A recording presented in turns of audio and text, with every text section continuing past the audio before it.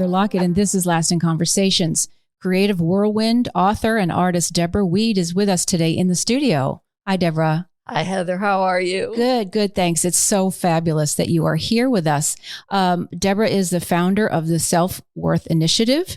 She has a few books that are available already. The Luckiest Penny, Paisley's Last Quill, and her latest book will be coming out very soon called As If. And it has been endorsed by none other than Anita Morjani. And it's so exciting. And it's a special book. I got to have a little sneak peek. And it's just a joy to have you. Thank you, Heather. You're just making me so happy. I'm smiling from ear to ear. So tell us, where would you like to start? Because we have, so your Self-Worth Initiative, along with Creative Whirlwind. Go. I want to hear. Oh boy, that's a whole different subject. In my life, Heather, I have had so many incarnations. Yes. There was one incarnation where I worked on a $25 million pavilion in Daejeon, Korea for Kia Motors with Disney and Universal people. Wow. And then I went on to Citibank and I was the director of development for all the branches, 19 branches, but I never smiled. And you were trying to help with entertainment or other fun things, but you never smiled. That says something. At that time, when I was corporate, I had the corporate look, the vibe, everything. But in my soul, I was an artist. Yes. I was always an artist. And so then I turned into an award-winning artist. And in South Beach, I did that and started doing shows. But here's what I realized. I realized that I was looking for self-esteem. And there's a big difference between self-esteem and self-worth. Self-esteem is based on, look at what I did. Look at who I am. Self-worth is, what do I think I'm worth? How much value do I give to myself? And then I looked around and I realized there were a lot of people like me who were playing the corporate game, but they weren't really being true to themselves. And so I decided that I wanted to make a difference in that area. I wanted to give, especially kids at that time, self-worth. Right. Well, you have just said a mouthful, and it's very interesting, the difference between self-esteem, which is a good thing to have, right? We do get to have a bit of ego when we get to say, hey, I'm proud and I'm feeling accomplished. And so there is a self-esteem aspect, which is different than what you're also saying, which is on that deeper level. What is my worth, my own worth and value? So now if you're an artist or a musician or something, and that you are putting your heart and soul into that kind of a product, that then if you're going to have a financial aspect, that's a whole different side to that equation. Heather, you really hit it on the nail. You really did. My grandmother had been a famous artist. Okay. And she told me, and I want everybody who's listening to hear this, it's so important. Give a good value to yourself. So when I came out of the gate as an artist, I was selling my pieces at $3,000, even though I was a newbie. And because I created that perception, and I started to win awards, then people said, hey, she must be worth something. She must be that good. And I became an award-winning artist. Well, I love that story in terms of not underselling ourselves, which we could really rabbit hole the whole thing, but that could be an entirely whole different show, as a matter of fact. But what your continued journey then became from artist, which you still are an artist, and then tell us about your books and the children's aspects of it, which the latest one, and maybe it's all of them, is beautiful for kids from 0 to 109. So it's for children of all ages. Yeah. And let me start, I guess I have to start with the luckiest penny. Okay. And let me just tell you a heart story from my side. Yeah. This did not happen from a happy perspective. In actuality, I was misdiagnosed with a health condition. And for 3 years, I was in bed. Wow. And they told me I had Lou Gehrig's, that I might have MS. They told me all different kinds of things. Mm-hmm. And I was just falling apart. And then one day, I heard about a penny, a 1943 pure copper penny that could be worth $100,000. And I was like, wait a minute, a penny? Something you don't even bend over to get can be worth that much? And it started me thinking. And during that time of angst, I decided I had to be creative. This seems to be a theme in my life. Right. When I crash, it's like I had to have something that was a counterbalance that was going to be so powerful that could bring me out of it because I wanted to do for others. So I came up with a story in a musical about two 1943 pennies, and that's the luckiest penny. And one is named Alistair, and he's all that, and he's never been touched, and he knows how much he's worth. But Henry, he's been in the garbage can. He's been on the streets. He's been a lucky penny. He's been in a bank. He's had a lot of adventures. Been in a few pockets, probably. Stepped on. Everything. Yeah. Everything's bought happened. for penny candy. Exactly. You know the story well. Oh you my gosh. Yeah. And so they're at an auction and they're going to find out how much they're worth and why. So I came up with this whole musical based on that. And I thought, wow, I want to have kids understand what self-worth is. And through the eyes of a penny, it's so simple that this penny thinks he's worth that much, and this penny thinks he's worth so much more because of his adventures. What do they think? So when I created this musical, I did it in Miami and New York, and it was a tremendous success. And what happened is that it brought me back to life because I had a mission. And then a doctor figured out that I had a tumor that had been behind my uterus. They didn't find it. And that's why I'd been so sick. Really? Really. Wow. So you created all this amazing work. You had fun. And also, how many years later, you're healthy and amazing, and the whole misdiagnosis, that kind of is going to circle into the trusting the universe. This is a big piece of your work and your mission as well. Absolutely, because every 10 years I seem to have one of these, do I trust the universe? Right. We always get a little bit tested. It seems as though my creativity comes out of great angst and tests. And this time around, when COVID was happening, everything was happening to so many people, I had my next challenge, or I've had a couple, but this was another big one. And I was lost. I was really lost because for me, I don't know that I grew up with faith. And what I mean by that is like a knowing, an understanding. I've heard the words, and you hear of toxic positivity where people are like, yeah, rah, rah. But I didn't have it in my soul, in my psyche. And so once again, here I go into this situation where I'm learning from so many masters like Anita Moorjani and Mike Dooley and just so many people who are fabulous. And during that process, I was like, I still have something to say. And I understand what it feels like to lose hope and to not have faith. So what can I write that would make a difference?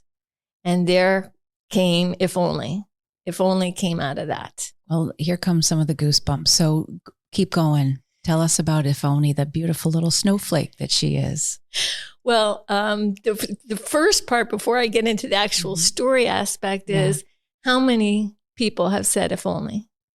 Always. I mean, everybody, if you're honest with yourself and myself, of course, how many times a day is the real question. Right. And how many times? Which gets into the should. We should all over ourselves, or we should or we shouldn't have. Yeah. Right. Yeah. The if onlys and the woulda couldas, all of those different flavors of doubt, self-doubt, and doubting the universe.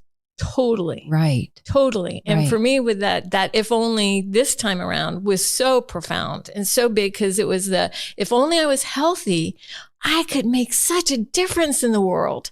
I could make people happy because I know what it feels like to be sad. And there's nothing that makes me happier than looking out in an audience or touching somebody in some way and seeing that I've connected somehow. Right. So I had to, again, come up with who's going to be the character that can show me mainly first me and then the universe, that there is trust. Who could I ask for? And I came up with faith. But faith is kind of an angelic figure. Mm-hmm. And the main protagonist in here was a snowflake. Mm-hmm. And the snowflake was going to take her leap with faith. But as she's leaping, she wants to fly like the birds, and she can't. And then faith tells her why. And then she lands on a tree, and she wants to have roots, and she doesn't. And then faith tells her why. And then she finds love, but it's fleeting. And once again, faith tells her why. And so what was happening for me in this story when I was writing it was I was both snowflake, mm-hmm. the human part of me, going through things that I was like, if only I want this, I know I could be that much better. And then I was also my higher self, faith. And she was actually writing to me, to all of us, to Snowflake, and saying, this is why. And then you wouldn't. And then she gives what I feel is channeled answers, because they did not come from me.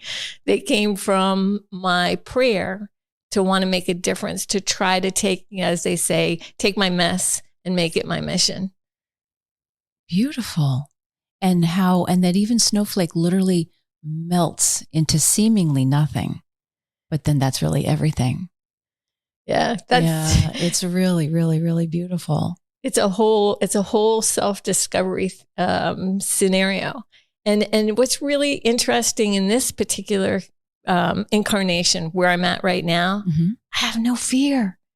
I have no fear. I was sending out letters to Anita Morajani, and I just again, Laura Duxta, and all these wonderful people. And I had no fear of hey, could you give me a testimonial for my book? And they wrote back and they said, yes. See, this is what's extraordinary. And I did have the honor twice to meet Anita Morjani, and she literally died and came back with her message is no fear.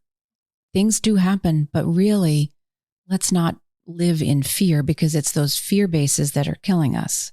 And that's still a learning lesson for myself, which gets into your book where we are always supported. We get lost or we don't see it. We can't taste it, but it's there. And that's really the backbone of your If Only book was my take, because that's what faith really is. And I didn't grow up with it either. I just didn't. So it's been a huge opening and learning curve for myself to understand truly deeply what that means. And so to have that kind of chutzpah, that worth and value to say, I'm going to write to Anita and all these other quote unquote famous people without any notion of, well, who am I to do that? Well, you are. Of course you are. Why not? And then they can choose to say yes or no.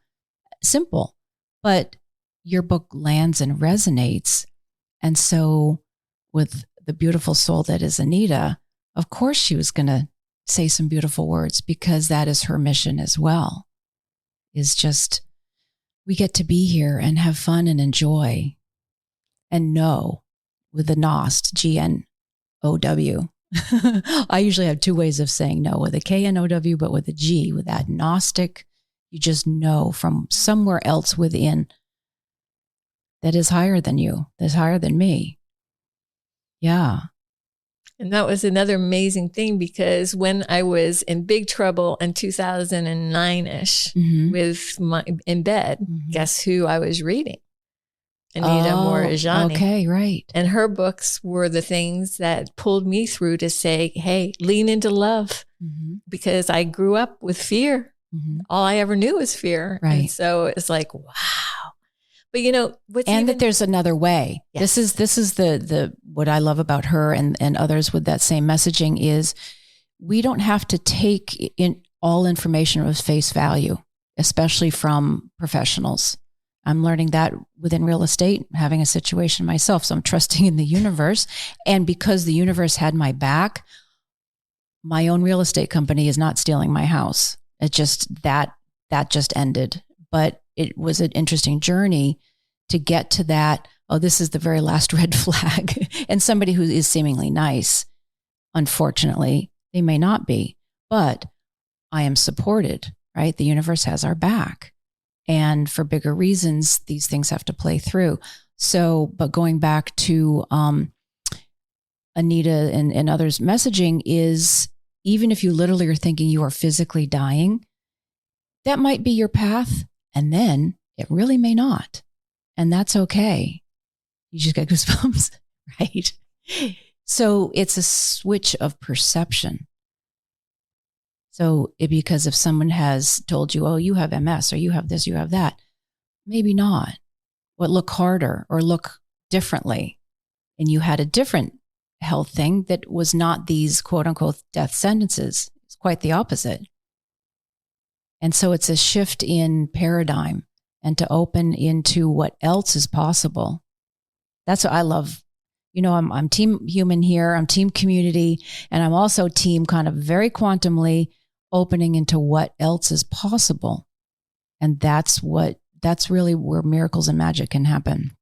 That can shift a situation. Even if you're in a crappy situation, how you feel about it can really have some peace to it because of everything that you're just sharing and everything you're saying. And your book, What If, embodies that visually and with all the beautiful words. Thank you, Heather. And I feel like saying, preach, girl, just preach. It really is resonating with my heart. And I think that, when I get to a place where people are reading the book and receiving it, I think my biggest message is, I was down for the count this another 3 years. And I was listening to people and I thought, wow, I'm never going to be able to do anything again. All that creativity, all that. That's a whole nother thing. Oh, I'll never do. Right, I'll never. That's a tape that runs so deep. Yeah. Oh, and it hurts. Yeah. It hurt. Yeah. I understand. Whoever's listening, I understand exactly what that feels like. And yet, what if it's all a setup? Because none of this would have happened. I just got I keep on getting goosebumps. See? Down my This back. Is what we do here. We know it's really working when you goosebumps come. It's like that. So I think about those people that are out there that are like me. Maybe they're starting their journey and they're on the sidelines. Right. And they feel as though I'm never going to be able to do that thing. If only I didn't have this, then I'd be able to do that. And I pray every night that I am the testimony that I can preach and say, no, there's more. You have a dream. Maybe this is just pushing you and saying, we are going to push you to the wall until you have no more fear because there's nothing left to fear. You've already used your fear card up. So guess what? Your back's to the wall. You got only one way to go, and that's love. Yes. Oh my goodness, that's so beautiful. So tell us about Paisley. And I love that you're wearing some beautiful color, beautiful purple and blue Paisley. And you have your book here. So I know for the audibly, you can't see it, but we also have a few cameras. But tell us about Paisley and her last quill. Yeah, Paisley Paisley was another one of the things that kind of brought me back to life. But here's the one for Paisley. Paisley is about a little porcupine who dreams of being a fashion designer. But in the animal fashion world, they are pincushions. And the only thing that they can do is use their quills to pin up the divas, in this instance, Zavana's couture. But Zavana she wants everything to look perfect. Everything is made out of nature. She wants everything to look perfect, but she doesn't care if anything fits the animals. Nothing to do with their personality. It's just like, here's this couture for the elephant. Things are a little too small. For the tiger, things are a little too frilly. Everything is wrong. Right. So Paisley is like that optimistic person in all of us. It's like, I can do this. I can make it right. Let me take another one of my quills from my back and use that to pin up her dream. Oh. Oh, yeah, big O. Wow. And Paisley keeps on giving up a piece of herself, a part of herself, until she only has one quill left. And along the way, she makes friends with the models, especially Batik, the bear. A little clumsy, but, Batik and her get along. And Batik comes to the rescue. And I don't know if I should give away what happens. Well, you don't have to give away what happens necessarily, but do you want to read a little piece in there? Oh, my goodness. I'd love to hear a little piece. Oh, my goodness. Okay. Let's see. What part do I want? Okay, here's Zavana. You can see Zavana. Yes. So she's all that. Zavana's got a lot of attitude. So this is her first time saying, Paisley went ahead and she pinned up part of the dress. She redid it. And Zavana's saying, that is not a Zavana. Zavana gasped, looking at my makeover. I thought, what did you say, Zavana huffs? You thought? No one is allowed to think but me, and no one creates so much as one stitch without my permission. So that's kind of Zavana. And then on the other hand, this is Paisley. Next up is Ecru. She rumbles, this doesn't fit. I wish I was a smaller size. And Paisley says, the love in our hearts is what matters. You have tons of love. Never become smaller to fit someone else's definition of you. Let's celebrate your beauty, I said. Ecru trumpets her joy as I get busy making changes. That goosebumps and a little tear as someone who's been of a larger size my whole life. And so what you just said there really speaks volumes. And yes, in the fashion world, you're always thinking we're supposed to be much thinner. Right. That is just a thing. And clothing, now things have changed. And there are designers who are changing to have women of all kinds of sizes. But what a beautiful message there. And that first character, Zena, is that what it was? Zavana. When she says, well, you're not allowed to think, right. Only I can think. That's very big. That's very, very powerful. Because how often have we actually heard or presumed that message? I will not say anything, I'll stay small. The elephant felt she had to physically stay small. And then the others are thinking, well, somebody takes up all the air in the room. So this is just beautiful. Thank you. I always thought that one day, and maybe it still will be, I always thought it would be like a gigantic musical, and it would be the Devil Wears Prada and The Lion King. Well, there you go. Why not? that would be the musical, because the reason that I wrote this one is for little girls and their moms, because I don't know if you've read, messaging. I don't know if you've read what's happening with girls and being so suicidal. 4 times the amount of boys. They're giving away their power. And the Paisley's last quill, the whole purpose of it is to have Paisley learn to believe in herself through her journey and stop giving away her quills. Well, or at least if she does it herself, if she does it for herself, maybe. Right. Well, because, and again, you don't have to give away the book, but there's a part of me when you're saying she keeps giving her quills away. That's very nice. But as someone who has been known to be an overgiver, does she get to have her own quills back? They grow. Actually, thank goodness, porcupine quills do grow back. Good. For real. Good. But in her instance, it's kind of like she has given up so much of herself for somebody else. Not, she gave that up for herself and her own dream. Right. That's one thing.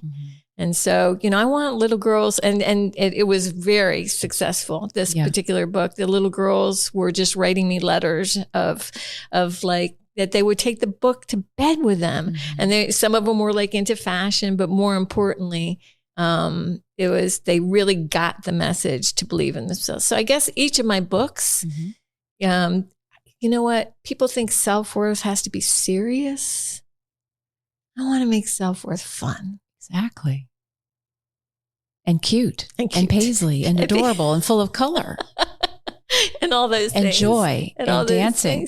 Oh my gosh. So you have Is there something else? Well, when can we see as if? If only? If only. I'm so sorry. That's okay. Yeah. All those because words. as if you could keep writing all those different little tagline I probably books. will. You probably will. I probably will because I'm so fascinated about, like you said. You said it perfectly. The change of perception is everything. Right. That is everything. That's even what I was writing. It's like one side, you see the human side, but we need that heavenly perspective too. Mm-hmm. And if we can hold on to that, even if you never had faith to begin with, if you can find it somewhere, then it makes meaning.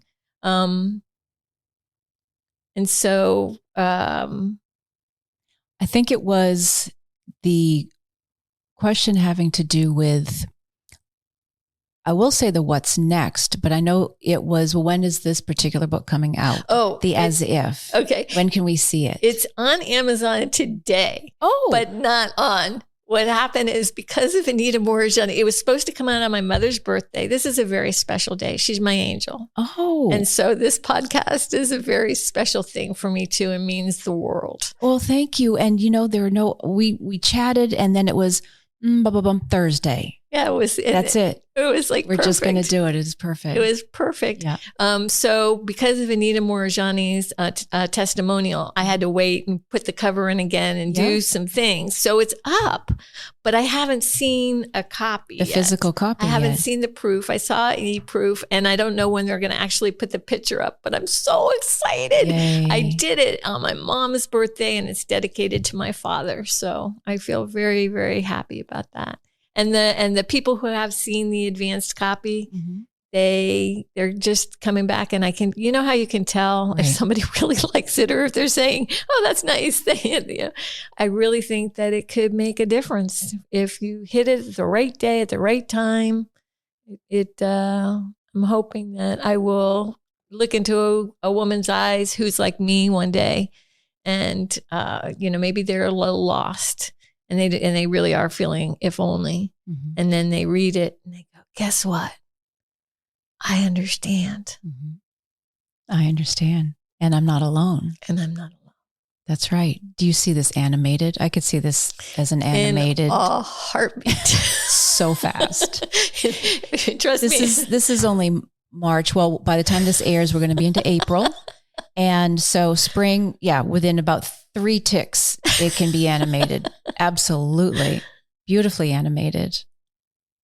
Are you going to do like a tour or go around or just see where the snowflakes go and where the wind takes it so that you don't have to worry about trudging around and travel and things like that? I think I'm going to let the universe, if my whole premise is, do I trust the universe? That's right. I better start trusting and just put it out there, because I think that the vibration and the intention is so powerful. Wherever it needs to land, it will land.